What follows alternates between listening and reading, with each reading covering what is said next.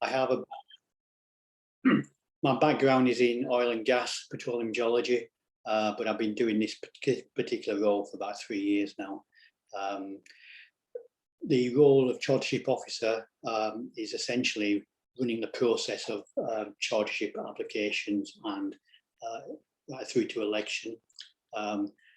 It also involves trying to grow the Chartership membership, both for chartered geology and chartered scientists, bringing new blood into the system, essentially, both in the UK and overseas. So I'm going to go through the process. This is a new presentation compared with this time last year, for those of you who sat in on that presentation. Since then, I'm delighted to announce that we are now using the online application process. So the old manual forms are now defunct. You need to log into the system and complete the application that way. And I'll talk more about that later. So the outline of the talk is fourfold. I'll start with a bit of an introduction, move on to the online application process. Then I want to go through a number of pitfalls, which are based on issues that I've noticed while fulfilling this job role, and more in particular, try to suggest how you can avoid making them. And then we'll just finish off on some additional information, and then by all means ask any questions you may have, and I'll try my best to answer them. So many people ask about why they should become chartered. Well, basically it's threefold. First, it's the opportunity. The London Geological Society is actually the only professional geological qualification available in the UK. So the GSL are allowed to offer CGL based on its Royal Charter. But secondly, we can also offer the Chartered Scientist, and that's by merit of a license given by the Science Council. Secondly, competency. CGL indicates a professional practitioner who has been peer assessed and demonstrates key professional competence in their field. Hopefully this will give your clients more confidence in the work that you do for them, and it will certainly be helpful when you're dealing with issues that may arise. Thirdly, CGL or any chartership qualification is becoming more and more important from both a legal and a regulatory requirement for signing off reports and providing professional consultation. So I hope you bear that in mind. Engineering, the engineering sectors are probably ahead of everyone else at the moment. You know, they've embraced the chartership process and are very active in actually applying for chartership. Other sectors, including my own, are less well favoured. Mining, again, mining and contaminated land is another one which they're fairly active.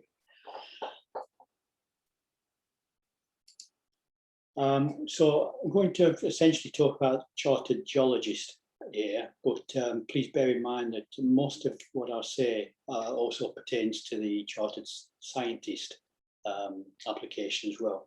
There are very few changes. The only difference are the criteria and also the qualifications required to actually make the application. So in summary, the application process can be distilled down to these number of bullet points. Firstly, decide which chartership to apply for. Is it chartered geologist or chartered scientist?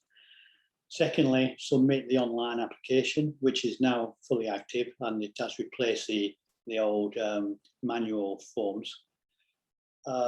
It's important to find 2 scrutineers to review the application, and I do all that work, and basically they will determine whether the interview is warranted.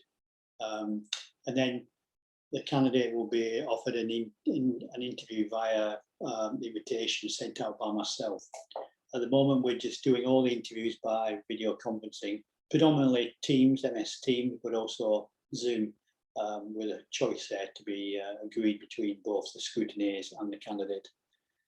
The recommendations for election are then made following the interview by the scrutineers who pass the results through myself, and then I pass it on towards the council. And then finally, following the council meeting, the candidate is advised of the result from myself, again by email and a formal letter.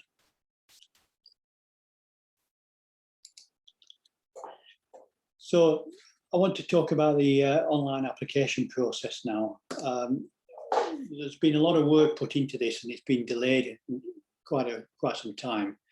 We've been talking about this for several years now, but I'm pleased to say it is active, and anybody who's thinking of applying now will have to go through this particular process for the online application.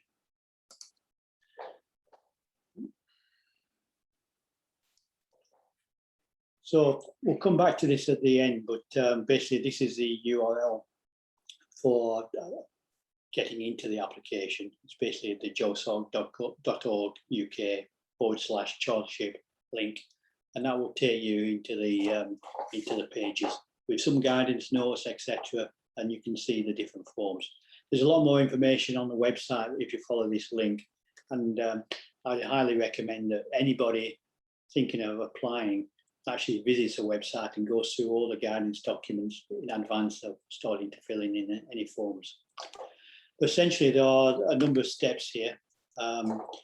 There's in brackets below, I put the mnemonic for the old forms, AD1 through to AD4, and then SD1 to 6. The new process follows the same route, and you don't go on to the next one until you've completed one in advance. So let's just start going through some of the forms. The first one is the AD1, which is stage 1. This is the general form where you, the summary where you put in your own personal details, what you're doing, which disciplines you want to apply for, with specialisms, etc. Now you'll see up here on the top left some rough guidance, because one of the first choices you need to make are, which chartership do you want to apply for?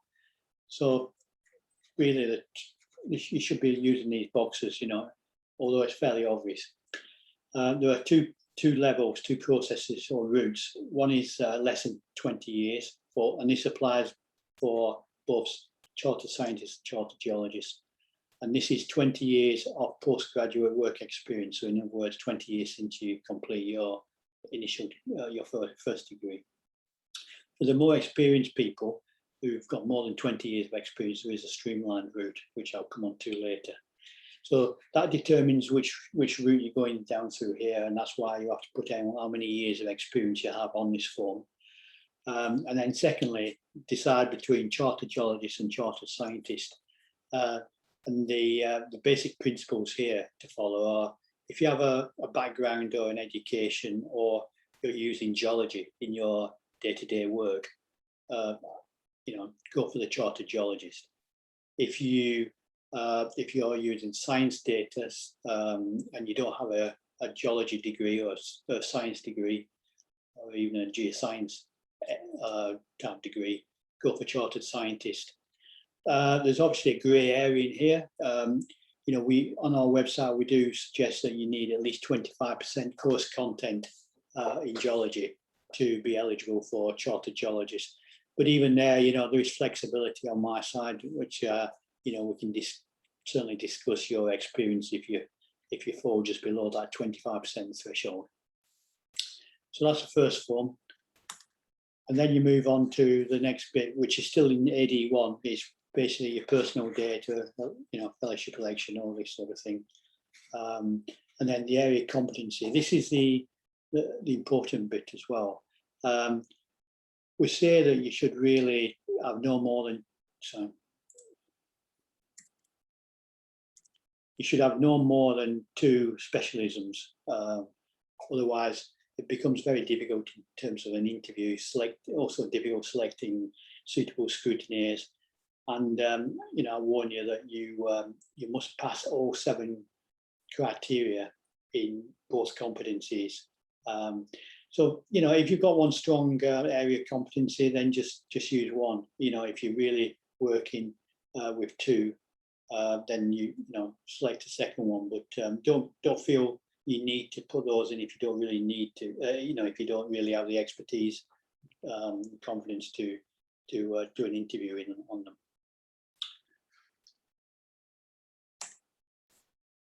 And then we come to the academic qualifications. You know, these are pretty straightforward. Then you can keep adding more qualifications using the green add boxes, and same with the professional bodies down below. And then when you're ready to move on, yeah, sorry, carry on. And then you go through your employment experience, and you can keep adding roles here, and then sponsors. This is quite important at this point. You know, you must name the sponsor and the positions and whether they're actually chartered. We normally ask, well, on the website, we ask for essentially two chartered sponsors, but in reality, we're quite happy to take just one chartered sponsor, and the other one will be a member of a professional organisation normally. But you know, we can be flexible, but you need to ask me first, you know, before you actually fill this and send this form in. If you're unsure about your sponsors, rather than lose time, just send me an email and you know, give me some details about who you're proposing as your sponsor, and I should be able to get back to you fairly quickly on that.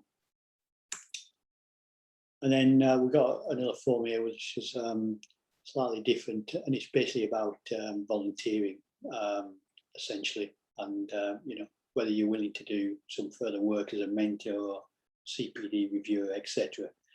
You know, providing that you are elected to Chartership. Right, this is the important bit. Once you've filled all that in, you must click the save button. There is a save button underneath there, on the bottom right. You can just see it hidden behind this little box here, and then you will receive a link to get back to this point as well. And if you just type in your email address and send it, that will actually make sure that you can get back in to do any edits that you may need to do. Stage 2 is the AD2, that's the professional report. This is only required for people with less than 2 years. In fact, there's a mistake here. This is actually needed for everybody. But this is, think of this as like an extended CV where you put all your experience in chronological order. In reverse chronological order, you know, working back from basically from your first job through to your last job. But unlike a typical CV, this is really more of a sort of showing your career development through time. So as you change roles or you change projects or companies, you know, what are the new experiences that you've learned in terms of geological experiences, which have actually allowed you to build up a competency, you know, meet the competency criteria through time. Now, this is an offline form, so you can upload. Basically, you can pick up the files again from the website, fill them in as a Word document, and then upload them or drag the files here. So even though it's an online tool, you know, because of the nature of this type of thing, you can then basically use parts of your existing CVs, etc., into your Word document and then modify, make it fit for purpose here. And again, remember to save this form afterwards.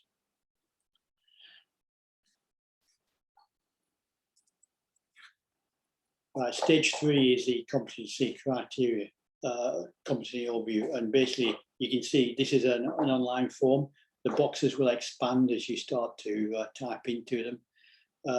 But you know, people with over 20 years experience don't need to fill this form, and it's really for just the people following the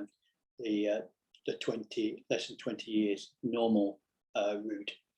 And it gives you a lot of examples here, sort of guidance here. It explains what the different competency criteria are, and it's a matter then to pick out what you think are the key elements of what you've learned in terms of how you meet the competency criteria, with some general or limited sort of evidence. You can use some of the evidence that you've already mentioned in your AD2, but you can also draw on things from your supporting documents 1 to 6. So it's really just a matter of putting one or two paragraphs in each of these boxes, saying you meet such and such a criteria because of your work in X, Y, and Z, and please refer to SD1 pages, whatever. So it's quite simple from that perspective. And again, don't forget to save this document. And then stage 4 is the CPD activity. There's nothing really new here, except that you are expected to upload your CPD records for 3 consecutive years, and it has to follow the Plan Act Reflect format, which has been in existence since 2017. So there shouldn't be any surprises there. And basically, you should have met all the different criteria in terms of the activities and the number of hours you need to meet. I'm just including this for those of you who've never seen this. I'd like to think that everybody has seen it because it's on the website, and it's an excellent reference tool. When I'm doing my CPD, I keep a copy of this to hand, and then I can sort of categorize all the different activities that I've been doing into the 6 categories, and then put them onto the CPD record. And bearing in mind that on the job here should be at least 30% of all the totals, and then you should be including 2 or 3 categories at least for the remaining 70%. So this is on the website. I direct you to that and just download a copy of it and use that. And then moving on to stage 5, it's the supporting documents. Again, for the experienced people who have more than 20 years of postgraduate experience, you don't need to actually submit any supporting documents, but everybody else will have to. So what you need to do here is just fill these forms in,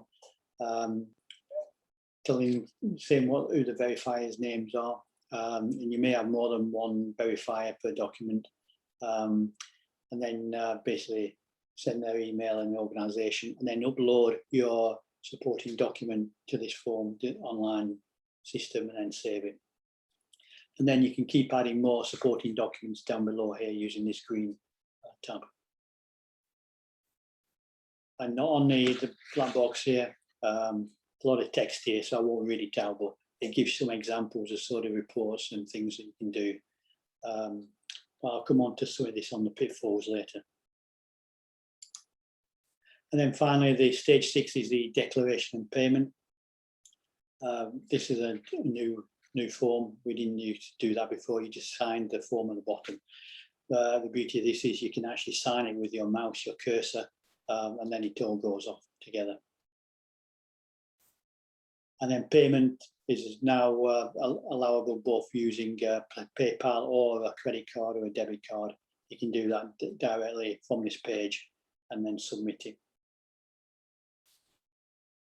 Sponsor statements, they're separate. What you do after you've actually finished your entire submission, you've saved it and then you submit it, you'll then receive a link back to that entire document, and you can download that and send it on, or send it via a link to your sponsors, and they can pick up within that document. There'll be forms that they can print out, fill in, and then resend back directly to the JOSOC as a confidential document. So that's the form. Hopefully there's no surprises there. It's following the same process as we've always had, but it's hopefully a bit more 21st century than it has been in the past, and hopefully a little bit more streamlined. hopefully people enjoy filling online forms in more than the old style of using Word documents. So I'm going to move on now to pitfalls and how to avoid them. AD1 pitfalls, really, already covered all these, but make sure you nominate 1 or 2 areas of expertise on the form. Just bear in mind you will be interviewed on each speciality you list, and you must pass all the criteria for each one that you mention. So don't put too many down, or you're making life very difficult for yourself. Make sure you collect the signatures as you need to for the various forms, and then you could just give your sponsors a little nudge after you've sent them the link to the documents, and ask them to be fairly prompt about doing the sponsor statements. Otherwise, you know, if we don't get them in a reasonable time frame, then we can't interview you without those sponsor documents. On AD2, remember this is the basically the career history. Remember, make sure your form is verified by relevant supervisors and managers. You put the names in the margin wherever, and you know, hopefully they can sign those if they've got electronic signatures, etc. Make sure you cross-reference relevant parts to the professional reports of your professional reports, but make sure they cross-reference to competency criteria on Form AD3, but also within the 6 supporting documents. This is quite key. Make sure it's as easy as possible for your scrutineers to find the evidence of competency. You know, they're doing this job part-time, you know, they don't get paid for it. So they do it in their own time, and they, you know, they may have an awful lot of forms to read through. And the last thing they want to do is struggle to find where the evidence is for competency. So make it as easy as possible. You know, write in the margins of your supporting documents. Use a different colour font to say this is evidence of criteria 1 or 3, etc. You know, and you can even bold out the section or something. Make it obvious. It doesn't have. You know, don't be shy of making it easy for your scrutineers. And then lastly, make sure you focus on what you have done yourself and demonstrate your competency as a geologist. There's 2 takeaways from this. A lot of people work on project work, which is multidisciplinary and a team effort. So we want you to make it very clear in your application which bits you personally have done, and you know, rather than those of your team, because you know, you're going to be chartered as an individual, not as a team member. And secondly, you know, the point of this is to demonstrate your competency as a geologist, because you're applying for a chartered geologist, probably. You know, so we're not asking you to demonstrate your competency as a manager or a project manager or, you know, H&S manager, whatever. You know, it's as a geologist. So AD3, common pitfalls. AD3 again is looking at the different competency criteria. But again, you must focus on what you've done yourself and what you've done as a geologist. Again, provide good evidence to support your claims. Cross-reference various parts between AD3, AD2 and SDs. And again, make it as easy as possible to for the scrutineers to find the evidence. And I realise these are all repeats, but you know, it's important to actually emphasise this, because sometimes it can be a struggle for some people. AD4 CPD, these are fairly obvious, but again, make sure you follow the plan action reflect format and meet the minimum required hours. If you're unsure of what those are, go onto the website and it will give you a clear indication and guidance. Don't include a large number of hours which you can't support. You're better to gradually add CPD activities. You know, use the mind map, which I showed you earlier, as a reference tool. Maybe use the online tool so you can dip in and out of it. And people who put large numbers of hours tend to, you know, it makes the scrutineers very suspicious, because it gives the impression that this is being put together retrospectively without a lot of care and attention to what you've actually done. So, just advise you to gradually build this up as best you can. The other thing is to make sure all activity is developmental.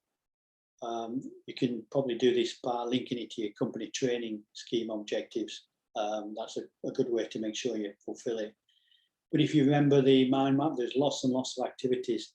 There's a misnomer that people should just be doing training courses or formal training as part of CPD, but that's not the case. Anything that you do which is new to you, something that you're learning from and is developmental to your career, that's important, and it counts as CPD. And finally, just some simple evidence. If you're using the spreadsheet template, there's not a lot of room for evidence, so it can be very brief. If you use the GSL online tool, there's a little box where you can put some evidence in there. And again, it doesn't need to be major.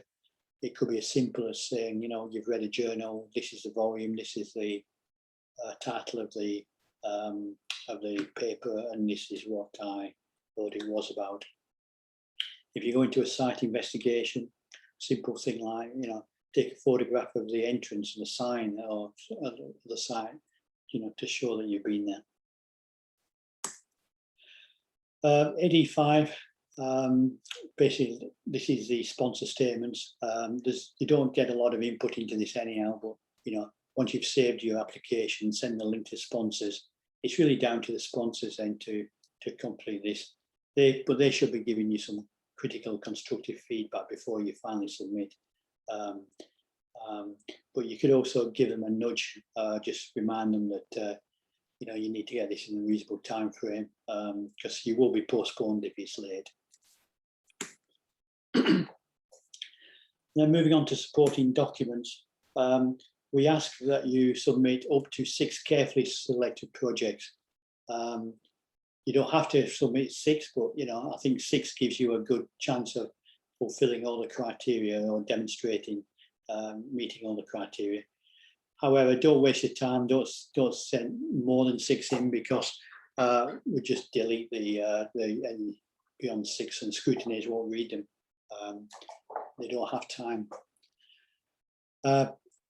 We don't really want to see confidential company reports. We don't even want to see template-driven company reports, which are too similar from different projects. So, it's better if you can actually put something a bit different, more unique, in that demonstrates competency on a real project. Need to focus on demonstrating your own work and your geological knowledge and thought process. Again, as I mentioned earlier, it's about you, not about your team.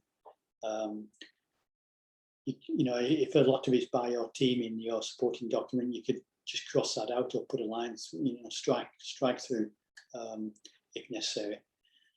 But I've just got some examples here. You can even include things like interpreted cross sections, ground models, maps and diagrams which explain the geology of science underlying a project. Annotate these, showing uncertainties, where your thought process is in terms of what is happening in the subsurface. I think that's really important, and it will demonstrate to your scrutineers that you've really thought about this and you're using geological knowledge with data. This is fairly obvious. Just make sure details are legible to scrutineers, and that's even more important now that we're using video conferencing. If you've included detailed maps or diagrams embedded into a Word document or a PDF, make sure the words and the diagrams are legible, when you zoom into them. If they're not, then I suggest that you create an additional set of maps or cross sections, which you can then share with your scrutineers during the interview if necessary. And finally, this is pretty obvious, just cover all 7 competency criteria if you're applying for chartered geologist, and all 5 competency criteria if you're applying for chartered scientist.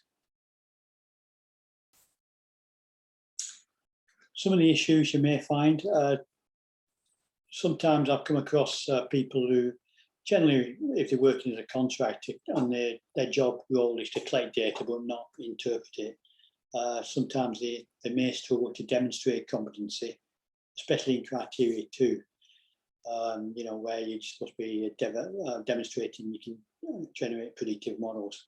However, that's not the end of the world. I would, in no circumstance, I would suggest that you work with what you have available but integrate everything, from previous work, desk studies, previous GRs, but place them in a regional context. Everyone can get hold of a BGS geology map, plot out where you're working, cross-section across there, and show that you're trying to integrate things. Use any existing boreholes, determine if the model needs revision. This is ideal if you're using a cross-section.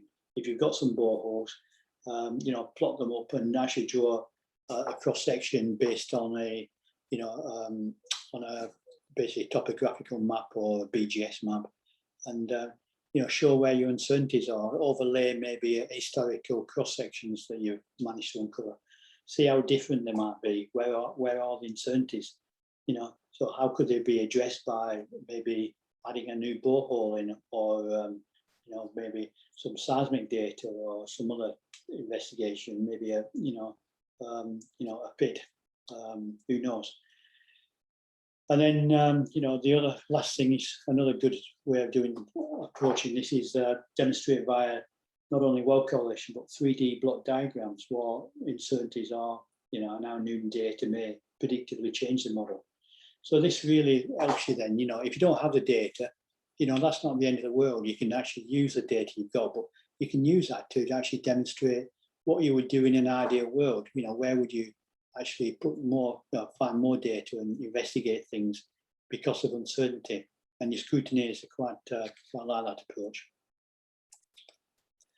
Some of the pitfalls, so don't swamp the scrutineers with huge documents. By this I mean try and limit it to 50, 60 pages maximum, including diagrams and cross sections. Bear in mind, scrutineers have 6 of these to read. So if you're putting, I've come across cases where people have been putting several hundred pages in there, and a lot of it's just lists of data and tables and analysis, which are not really that important to what you're trying to demonstrate. So keep it as brief as you're possibly able to, but without actually losing value of the document. But you could also add a summary page explaining what your supporting documents are, how they demonstrate competency, which criteria demonstrate, but also where they are in the document. You can make a list of criteria 1, 2, 3, 4, 5, and 6, and then you could then list the pages in the different supporting documents where the scrutineer will quickly be able to find that evidence, because they go through this with like a sort of a tick sheet, and they want to tick off the different criteria as they read through your application to make sure you meet all the competency criteria. So that makes life a little bit easier for them. I think it's quite a good idea if you show a map with all your 6 supporting document locations highlighted. And if you were to say, overlay this with a BGS geology map, it shows people the different geologies that you've worked on for the different supporting documents, and it allows them to put it into context as well. So if all 6 of your supporting documents are in, let's say, the Carboniferous limestone areas, or the Triassic sands, or whatever, the chalk, it shows that you might be considered a bit one-dimensional. Or if you can show that you've spread your geography and your geology through different stratigraphic terrains and different lithology, it will make for a more interesting interview. And the last one, I've already covered this. So, those are that's basically the introduction, the online application. We've gone through some of the pitfalls and how you avoid them. We'll move on now, assuming that the scrutineers are happy with your application. You'll be moving on to the interview. So you're basically, at the start of an interview, you'll be expected to give a 15-minute presentation this will be a 30-minute presentation for the 20 plus candidates. So, and the reason for that is that, you know, they're submitting fewer written documents for the scrutineers to assess. So, you know, a presentation is more important for them. You will then be asked questions covering all of the 7 competency criteria or the 5 competency criteria, and it will be based on the documents you've submitted. This is important. If you're using old documents that you maybe completed several years ago as projects, you know, old projects, make sure that you reread them and that you're completely au fait with the content of those documents, the work that you did in them, and the reasons for that work. Because if you ask questions like that, then you haven't had time to update yourself. It's going to look very poor for you. And then also be prepared to discuss, you know, the other or meet the other competency criteria. So be expecting to discuss examples of, you know, how you adhere to the code of conduct, responsibilities for HS, planning CPD, and also the boundaries of the competency. These are equally important to know. Most of the questions will be about criteria 1 and 2 for the geologist. You know, all of these competency criteria carry equal weighting in terms of whether you pass or fail. So talking about the presentation itself now, we deliberately don't provide detailed guidance on the presentation format, because we'd like to see what you as individuals feel is best to demonstrate and showcase what you've done. Some general sort of guidance. So this is personal from my perspective, and also sitting in on interviews. We suggest that you don't present something that you've already submitted in writing and the scrutineers have already read it. So, you know, if you want to include a project, show something new that you didn't have time or you didn't have sufficient room to include in your submission. Don't give a run through of your CV and your career. You know, you've already done that essentially in AD 2 and 3. Find something that you're really enthusiastic about, which demonstrates your competency, but also your love of geology, your enthusiasm for geology.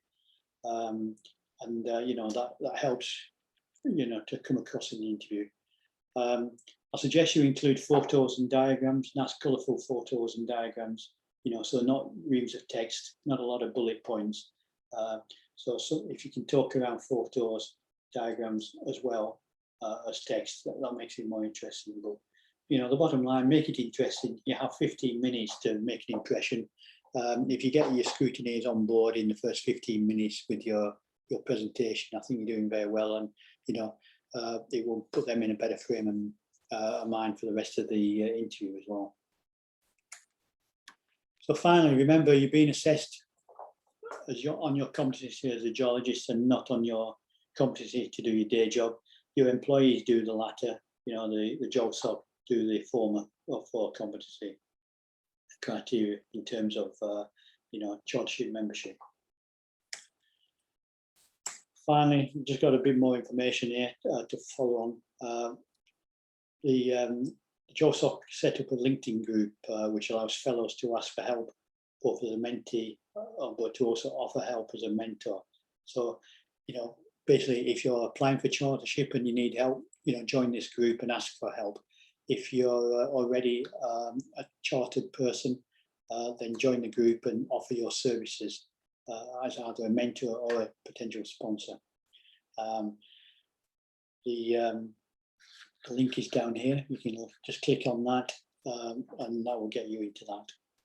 We set this up to sort of circumvent some of the GDPR rules, because you know, we're not allowed to just keep long lists of mentors that we can pass out to people. So this is a way around that. But this bottom one is quite important. You know, you need to be proactive. You know, if you join anything else on LinkedIn, you need to be proactive, and you sort of try and look for somebody and befriend them, ask for help. It's exactly the same on this. Be proactive, search through all the members. We have over 700 members on there now. But give a brief introduction to yourself, what you do, who you work for, what you're looking for, how many years of experience you got. And either ask for someone who can mentor you, or alternatively, tell people that you're willing and able to mentor somebody of the same discipline. And finally, please, my job is to help people become chartered as easily as possible, and as most, the more streamlined, the better. I'm more than willing to offer personal advice, so give me an email if you need anything specific. If it's just a general inquiry, then just go to the Chartership email account here. And this is just a reminder of the